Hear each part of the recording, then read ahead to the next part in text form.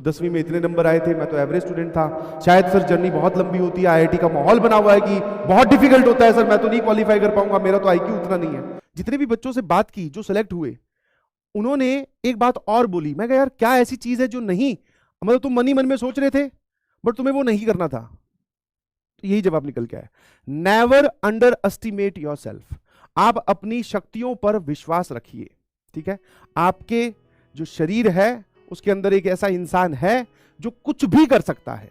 IIT और मतलब mains और एडवांस तो अभी हमारे सामने सबसे बड़े चैलेंज है, ये इसके 10 गुना बड़े चैलेंज आ जाए तो उनको भी पार कर सकता है।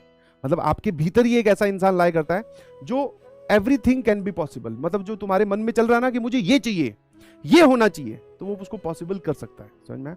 तो आप अपने आप को अंडर एस्टिमेट मत करो। अंडर एस्टिमेट मतलब कि सर मेरे तो 10वीं में इतने नंबर आए थे, मैं तो एवरेज स्टूडेंट था। शायद सर जर्नी बहुत लंबी होती है, आईआईटी का माहौल बना हुआ है कि बहुत डिफिकल्ट होता है सर, मैं तो नहीं क्वालिफाई कर पाऊंगा, मेरा तो आईक्यू उतना नहीं है। तो ये सब बातें आप अपने दिमाग में मत आने दीजिए प्लीज। समझ में आया? आई रिक्वेस्ट, ठीक है, मैं आपसे रिक्वेस्ट कर रहा हूं कि अगर आप अपने आप को अंडर एस्टिमेट करोगे तो बाकी दुनिया को आप मौका दे रहे हो अपने आप से आगे निकलने के। समझ में आया?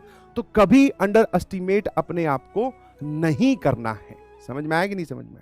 कितने लोग एग्री करते हैं सर? हाँ, कि जो भी रिक्वायरमेंट होती है आईआईटी जेईई की, मैं उसको फुलफिल करूंगा या करूंगी और मैं किसी से कम नहीं हूं। उसके बाद में ये सवाल आता है क्या मैं क्वालिफाई कर सकता हूं या कर सकती हूं? तो answer is obviously yes. Not only qualify, आप अपनी ड्रीम रैंक लेके यहां से निकलिएगा प्लीज। ये मेरी शुभकामनाएं हैं या मनोकामना है, आप ऐसा बोल दीजिए।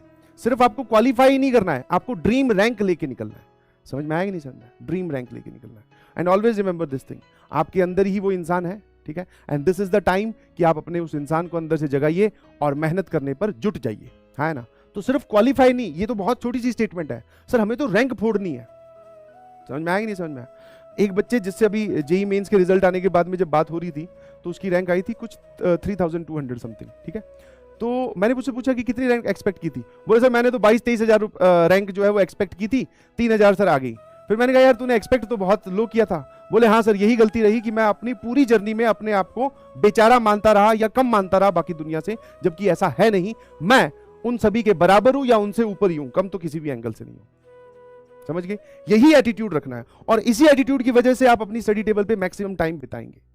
तो ये बात हमेशा याद रखना, आप किसी से भी कम नहीं है। चाहे आप किसी भी गांव से आते हैं, किसी भी शहर से आते हैं, क्या आपका फाइनेंशियल बैकग्राउंड है, क्या आपका क्वालिफिकेशन है, ठीक है, उससे मैटर नहीं करता। आज से पहले आप पढ़ने में कैसे थे वो भी मैटर नहीं करता, अब आप क्या करने वाले हो वो मैटर करता है। समझ में आया? और मेरे ख्याल से जब बात ऐसे होती है ना, t=0 जैसे अलग सर बोलते हैं, t=0, तो उसके बाद में सब सेम हो जाता है, t = 0 करते।